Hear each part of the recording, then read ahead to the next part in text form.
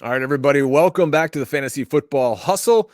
Brian Drake here with fellow SiriusXM radio host. You hear him on the weekends over there on channel 87, right? Yeah, we're channel 87, right, Jim? I didn't think about that for a second. 80s. And, a winner of the Kings Classic, which I'm so jealous of. I got to get it this year. And also, Yes. you'd see his great work over at RotoWire's. My good friend, Jim Coventry. Jim, how are you, my friend? Oh, I'm so excited to be here talking football with you. Week 1 is in the books, but man, it's got a long grind ahead of us and just cannot wait for week 2 now. All right, how great did it feel? With the Kings Classic, for those who don't know, is a draft that is done at the Pro Football Hall of Fame in Canton, Ohio. 14-team league. There's an auction league. There's a snake league. And it is the best of the best in fantasy football. So winning that, when that final gun sounded and you knew you were the champion, you were getting the big belt, like that's vindication right there. That's validation in the fantasy community. How great did you feel? Man, I tell you what, I don't get excited about winning leagues frequently. This was one of those rare moments where it was like, wow. Now, the coolest thing was I faced Jamar Chase in week 17 and it's 56 points. Oh my gosh. Still won by 40. And holy smokes, how'd you do that? And Brian, I won the Triple Crown. I had points by over 100 on everybody. I had the record, and then I had the playoffs. And that was even bigger than winning the title, just because, I mean, I could have gotten the 6th seed and limped in, and yeah, you win, and you're like, yeah, rah, rah. But it was actually one of those seasons, right? And because it was an auction league, it was the first time we ever had the same league configuration 2 years in a row. And so it's 14 teams, 3 flexes.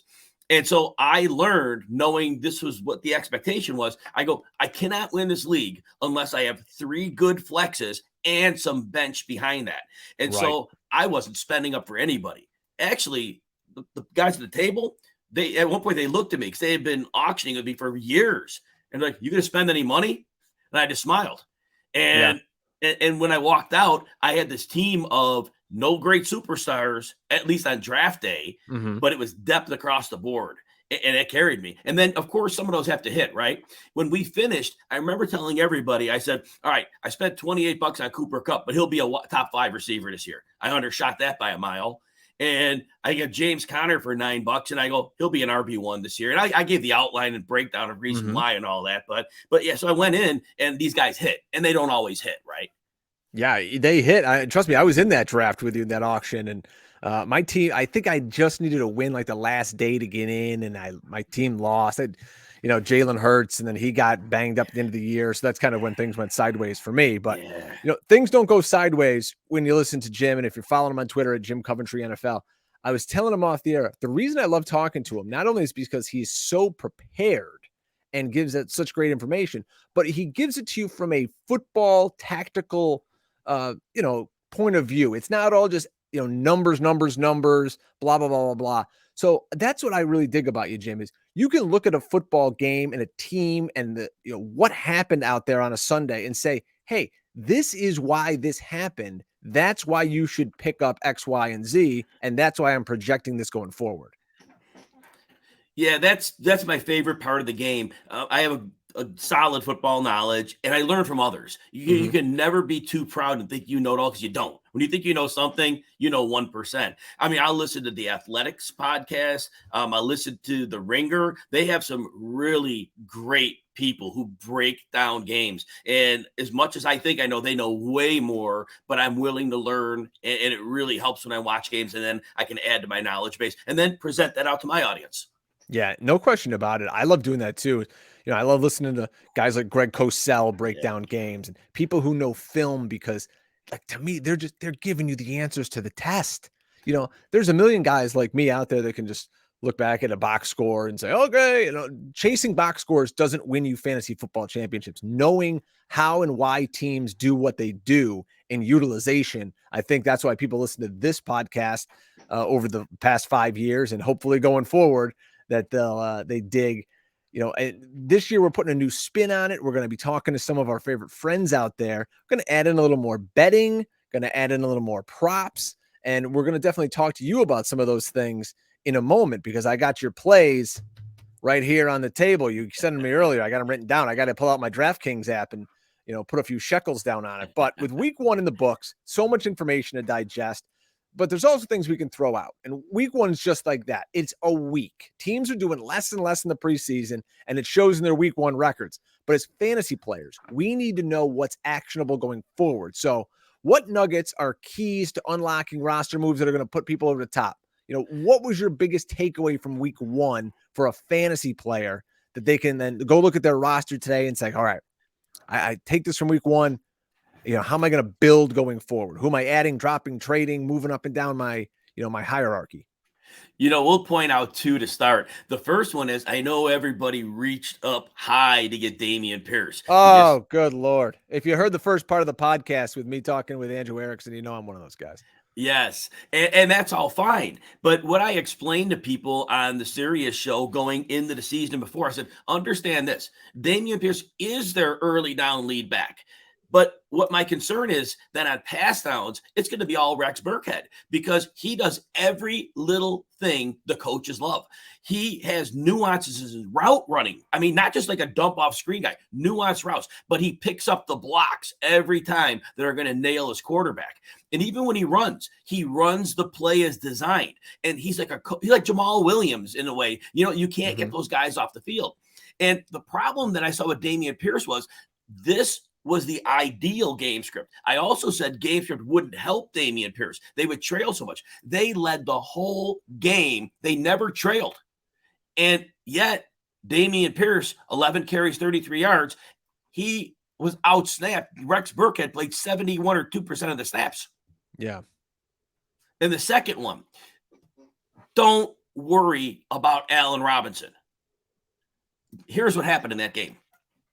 So not only do the Bills bring in Von Miller, but they have a very deep rotational pass rush.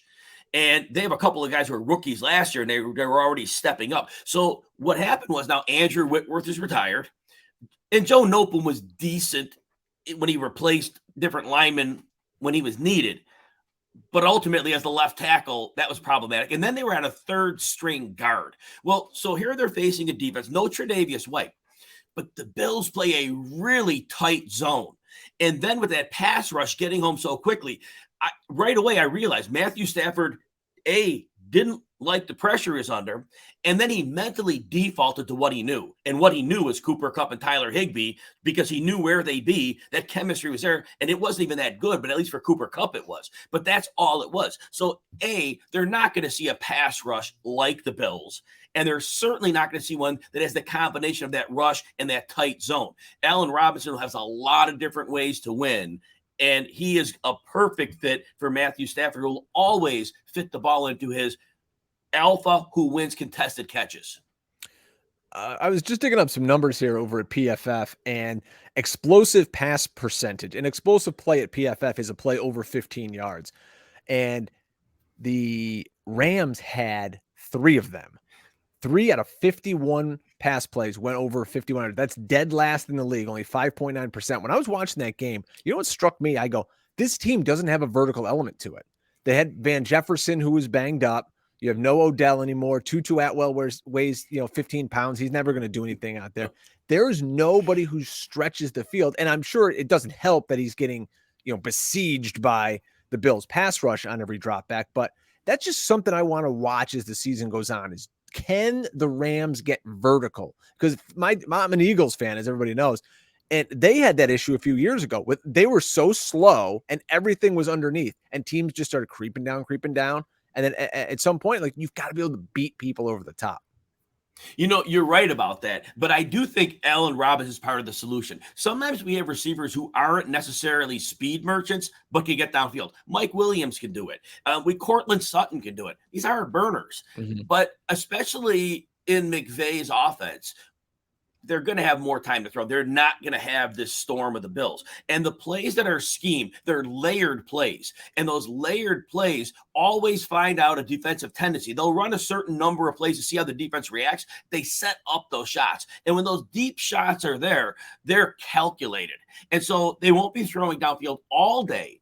But when they are there, they'll have already been set up and schemed. Robinson can make those plays. Kupp can even make them. And then at some point, Van Jefferson will be back. So this won't be a team. They're not looking to consistently throw deep, but those spots will be picked. they'll be done well, and they will get back to being successful. My biggest takeaway from week one is, number one, Buffalo looked incredible. They're on a mission. They looked like they were playing a different game from that Sunday night affair we saw with Tampa and Dallas. But what else really stood out to me as we're talking wide receivers, and we're talking with Jim Coventry here at RotoWire, is teams with lackluster wide receiver groups really struggled in week one. Dallas has one wide receiver really of note, and he's miscast as an outside receiver. He's a slot guy. New England has nobody. They've struggled. Cleveland, you got Donovan Peoples-Jones leading the way out there. They're struggling. The Giants have absolutely nothing at wide receiver at this point, even though they won the game. So it's a passing league, but you need weapons on the outside to challenge defenses. Let's spin things ahead now to week two. And some of the plays you like are the Ravens, plus 3.5 against Miami, speaking of elite wide receivers. And in this game, there's a prop you like. We'll get to that momentarily. So first off, why are you leaning Baltimore in this one? What did you see from their week one, in my estimation, slow start against the Jets? And why do you think they're going to cover this number? It was a slow start, Brian. And I always believe the mental part of the game. I think when you're playing the Jets and Joe Flacco, you can get up for the game, but you really can't get up for the game. You know what you're in for. It's just mentality. Your coach will tell you all week, they're coming out hard. You can't take them lightly. But in the back of your mind, it's the Jets, right? But what I did see, Wink Martindale is gone as a defensive coordinator. And I wondered when they drafted the rookie safety, and now his name, for some reason, evades me, and I've been saying it all week. Oh, Kyle Hamilton. Yeah, Hamilton. Well, when they had 3 safeties, I'm like, so what are they going to do with 3 safeties? And I thought about it. I go, they're going to play big nickel. They're going to put a third safety on the field. And what they're doing, and I noticed this in that game, so they set up their front line with 4 or 5. And then what they do with the players on the back end, they're so versatile in what they can do. They don't give you the same look pre-snap than what it is post-snap, because all these, especially their safeties, are so versatile.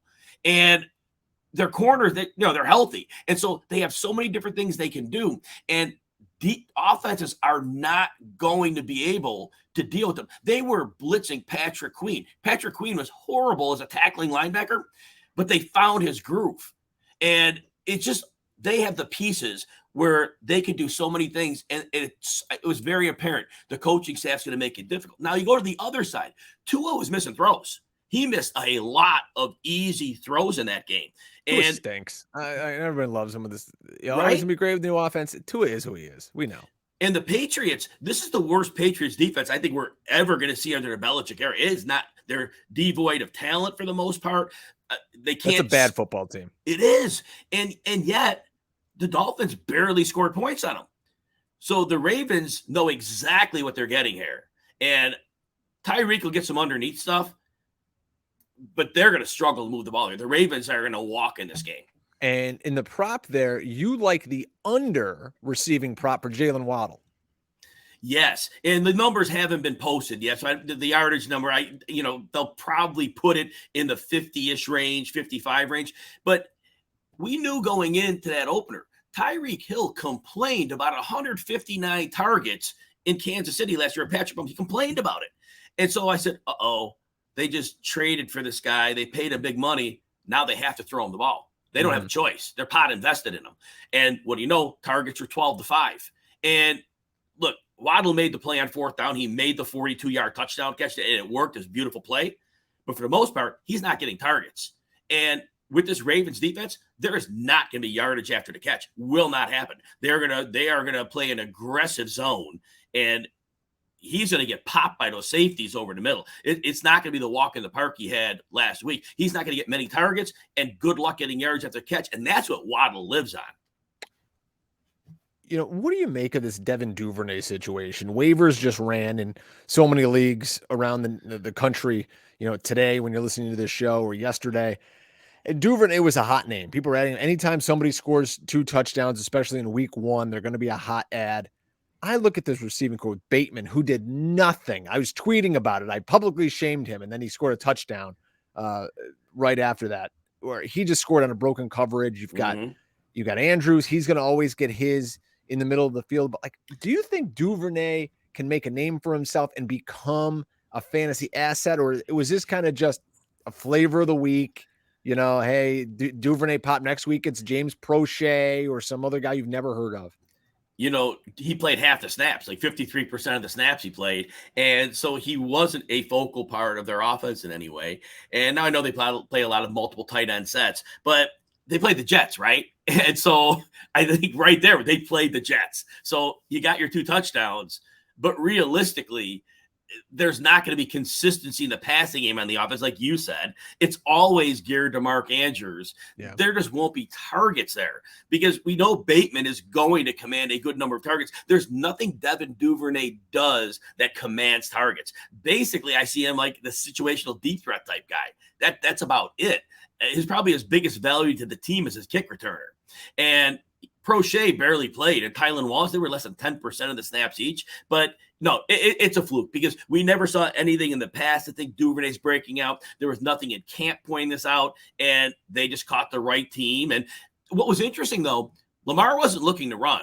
Now, did he think they were going to win this game easily and didn't go that route? Or because he doesn't have a contract, is he maybe going to pull back on the running?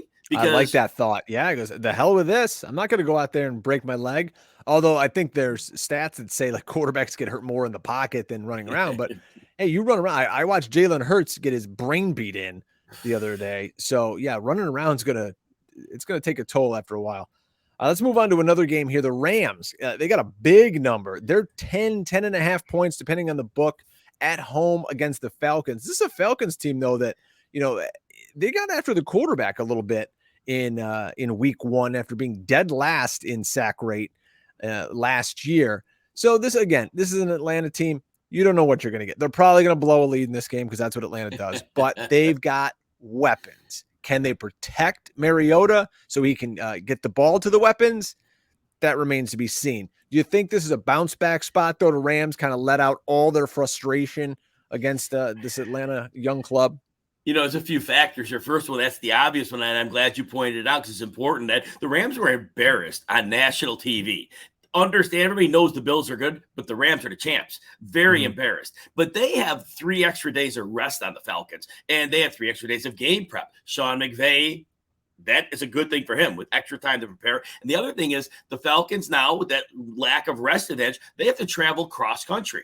And so there's always something to be said for that. That cross-country travel, it takes a little bit out of you. But the Saints, in my opinion, they didn't show up to play. They played when they were down 16 points in the 4th quarter. Then all of a sudden, the Falcons, that little switch went off in their head that we won, and they didn't win. And then that great comeback comes when a checked-out Falcons team is playing. And so not to take anything away from the Falcons, they got up to that start. But they're not going to catch the Rams by surprise here. If the Rams had won the first week, I think you can. But the Falcons have to kind of sneak up on teams. And that pass rush isn't going to get home because the line is still decent in LA. And they're going to have some schemed up plays, again, as they always do. And I know A.J. Terrell's an excellent corner, but outside of that, the secondary is going to be very problematic. And realistically, if you're a corner, what do you do? Because they'll move anybody into the slot, and you're probably not going to guard them there. So this is one of those get-right games. I don't know what's going to happen to the running game of the Rams, but for in terms of the passing game, yeah, they're going to get back on track in a good way here. And the Falcons are they have some gimmicky ways that Mariota design runs, play action. I don't think that works against the Rams defense here. Darrell Henderson ran 39 routes in that Thursday game. I believe that's the most of any running back in the league. It's the highest percentage of routes run per dropback, 78% also. So if he is the guy, and God knows what they're going to do with Cam Akers, how healthy he is, or what their mindset is, I mean, Darrell Henderson's got an opportunity for fantasy as someone you drafted on your bench. I mean, he's a top 15 play this week. He definitely is. I still wonder. We didn't hear any negative talk about Cam Akers in the offseason. And their beat writer, Jordan Rodriguez from The Athletic, talked about how they were excited to use him as a 3-down back. Mm-hmm. So something happened between May and June, and obviously the opening day. He had a soft tissue injury. Remember, he missed like a couple weeks of camp. I wonder if he was sluggish coming back from that soft tissue injury, because McVay made comments after the game. He was worried about the urgency from Akers. But if that was an issue earlier, that would have been an issue earlier. It all of a sudden became a new issue. So is this something that Akers, with a good week of practice, can get his job back? Or is this something, because Darrell Henderson, look, McVay always makes comments about not being able to keep Henderson on the field. We got to manage his touches, can't stay on the field. McVay knows that because he says that. The last thing he wants to do is use Darrell Henderson hard because he knows within a couple games he'll be on the shelf. So I don't know what to do with it because, yes, you're right. Logically, Henderson's a top 15 back because he appears to be the starter. But can I believe that? I tell you, today I went out and threw some real low ball offers at Cam Akers owners just because they're like, hey, listen, maybe this guy's hurt. You want Jacoby Myers for him? You know, and they're like, no, I took Cam Akers in the 3rd round. I don't want Jacoby freaking Myers. So it's interesting what's going to happen there. But you like them. You think they're going to cover 10.5. Yeah, it's a big number. But you know what? I always say this. When a line, one way or the other, looks too good to be true, it probably is. That line screams Falcons. And sometimes it's that simple. I broke the game down in the way that I feel that the Rams are fine here. But when I see that number, people don't think the Rams are going to cover that. And I think that's when it looks too good to be true, it is. Let's go to the last game here. Seattle at San Francisco. And the Niners are 10. They're minus 10 in this game. Holy smokes. They talk about some big numbers here. Depending on the books you get. If you can get that 10, wow. Seattle, to me, I mean, they won the game. I get it. I put a tweet out. People are going to, I'm sure at this point, people are having lots of fun with it because I mistyped and it said Seattle had lost when they'd won. But I mean, this offense, you got to be kidding me. I mean, DK Metcalf caught all 7 targets. I don't think he had 40 yards in the game. Tyler Lockett was a ghost. He's not out there. Yes, they're going to get Kenneth Walker back this week, but what's that going to do? I mean, this offense, they should have got blown out. If there's not 2 fumbles at the goal line, Denver wins that game going away. I don't see how Seattle can keep doing this week after week. That was just an emotional game. That was their Super Bowl, Jim, was beating Russell Wilson. So now they're coming off that high. They're going to go into San Francisco, who they just got, beat by let's call it what it is, a bad Bears team in a monsoon. But, you got some balls here, my friend, taking San Francisco with the 10. Well, you hit the nails on the head. This game, many games are won here. They're not always won on the field. I mean, technically, yes. But the points you point out, Seattle on a very short week, it was their Super Bowl. They are coming off of a huge emotional game. There's a lot to be said from a human standpoint on that. And we see it all the time. Teams fall flat after big wins. Happens all the time. And that's the first line. But you point out the second part. The 49ers, they can't afford to drop games. And they have a lethal front 7. Absolutely lethal. And the Seahawks are starting 2 rookies to tackle. And they have Geno Smith at quarterback. And Geno's not going to get the ball downfield. So, sure, Metcalf could get his 7 catches for 35 yards. That's fine. It's not going to beat anybody. I don't see how they move the ball against the 49ers front 7. Just don't see it. And that's where it starts. And the other side of the ball, remember, I cannot figure out why Denver didn't come in and attack the 2 corners they had, because their 2 corners from last year, they both are gone. They have horrible cornerback play. And then Jamal Adams went out, I believe, in the second quarter. And that's a massive loss. Right?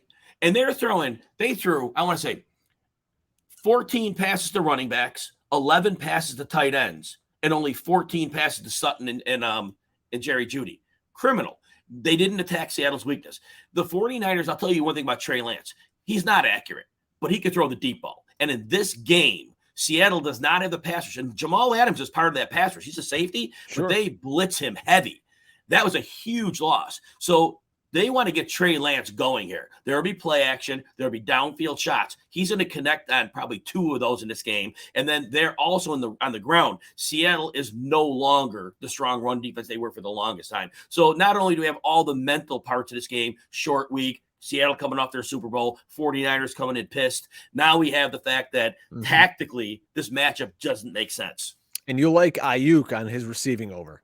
Yes, and that's where the deep play is going to come. He will be their deep threat. Last week, they could never get there because the field was soup, and then it rained even harder in the second half. But that's in the preseason, that buzz about Ayuk, it was all spot on.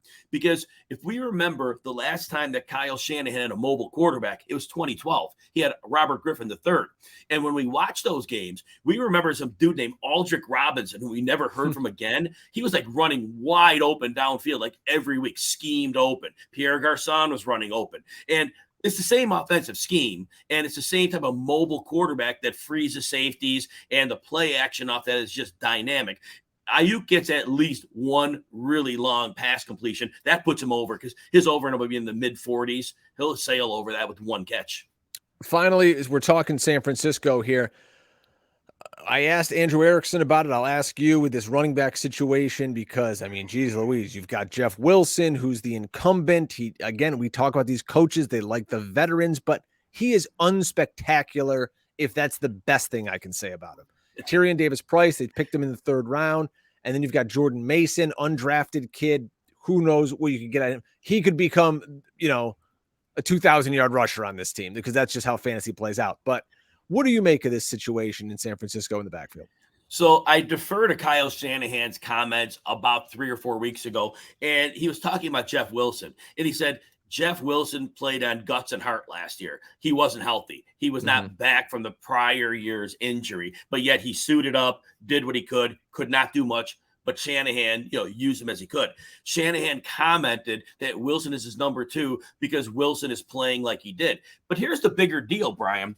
Even when Mitchell was playing, Mitchell didn't get a carry for like multiple drives. They were running Debo and Lance was doing his thing. Ayuk got to run at some point in that game. I don't know if they're going to be a running back centric team. I thought when Debo was ticked last year and he did a little holdout or whatever. It wasn't really a holdout because he got a new contract, but it was because he was running the ball. He didn't want to do that. But apparently money cured that because he was back to being like a running back last week. So I think Debo he's not going to get 20 carries, but he's going to get 8 to 12 probably. So, and then Lance is going to run 5 to 10 times. There might not be much left for the running backs, but to answer your question, you're right. It's Wilson for now. And Davis-Price was inactive last week. Mason was active, but didn't play. He played special teams, I believe. Yes. Now, so that might be the thing. Was Mason active because he had a great camp? Or was he active because he plays special teams? Now, with Mitchell out, does that put Davis-Price on the game day roster as a running back? I think so. I mean, and I defer, like we talked about earlier, with guys like Greg Cosell, and he loved Tyrion Davis-Price. He would say to anybody who would listen to it, I think this guy's going to be their most talented runner, and it wouldn't shock him if by midseason he was getting meaningful run. And, surprise, surprise, Eli Mitchell's hurt. And we say that about Elijah Mitchell. Oh, he always gets hurt. Well, so does Jeff Wilson. So, why don't we just, I think I looked the stat up earlier. He only had, of the 5 games, whatever he played last year, he only had 1 over 60 yards. So, I want to get one of these guys on my roster just because when inevitably the other one goes down, now you've got that piece. Just like I scooped up Jaylen Warren for the Pittsburgh Steelers and I put him on my roster. I'm never going to drop Warren because you can't tell me that Najee Harris with his bad foot in camp and then whatever happened to him this week, I saw him writhing in pain on the ground. I know he didn't come back in the game. Now he's magically okay. Like, give me a break. What are we talking about here? Oh my gosh, you're so right. Oh my gosh, that's great. Now, I want to ask you one question. Back to the Davis-Price thing. So I wonder what Greg Cosell said about Trey Sermon, because I think he liked Trey Sermon too. He did. He liked Trey Sermon. My buddy Matt Waldman liked Trey Sermon. So hey, I'm an Eagles fan. We have Trey Sermon now. Yes, so we'll see what he can do. It's the NFL's weird. It's like, I mean, I don't pretend to be one of these film guys or I'm evaluating talent, but man, oh man, it's such a game of inches. If you can hit a hole that, maybe a guy took a play off on defense and you get through it, now you look like $1 million in the eyes of the staff, but it all comes down to, like you mentioned earlier, pass protection. Do you know your assignment? Can you keep the quarterback upright? And you're not going to go out there and be a liability, because once you are, you're never going to see the field again. 100% correct. Now, Davis-Price, like I said, I think that's smart to make an investment in him. But people drafted him. I don't even know how many waiver wires he's on, because people spent decent picks on him. It wasn't like he was like a throwaway pick. I think people were taking him, in the 11th, 12th round? Yeah, I know. I've got him on a few squads. I've got him on the Kings Classic, my redraft team. I drafted him. He's in my starting lineup this week. That's a 14-team league with 3 flexes. I've got Wan'Dale Robinson hurt. I've got Rondell Moore hurt. And then, it's a bunch of scrubs and tight ends, and God only knows after that. But yeah. Oh, he's in the lineup, and he's going to play, and damn it, we're going to win. Yes. Cool. Well, Jim, thank you so much for taking the time here on the Fantasy Football Hustle. Folks, remember, go over, follow Jim on Twitter at Jim Coventry NFL. You can read his great work over at RotoWire.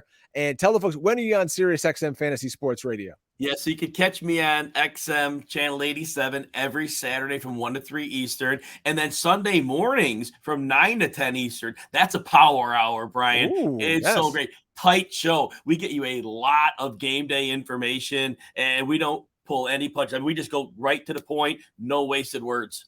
I love it. Yeah. And then you follow that. You've got Jeff Manns and Bob Harris. I was just on the Football Diehards last week. Great stuff there. So yes, folks, go check out Jim Coventry. Thanks for hanging out with us this week on The Hustle, and we'll catch you guys next week. Who knows what special guests may be in store for The Hustle. Make sure you follow the show at FF Hustle on Instagram, TikTok. We still haven't posted a TikTok. And I'm, of course, at Drake Fantasy. Thanks, everybody. We'll see you next week. And remember to never get out hustled.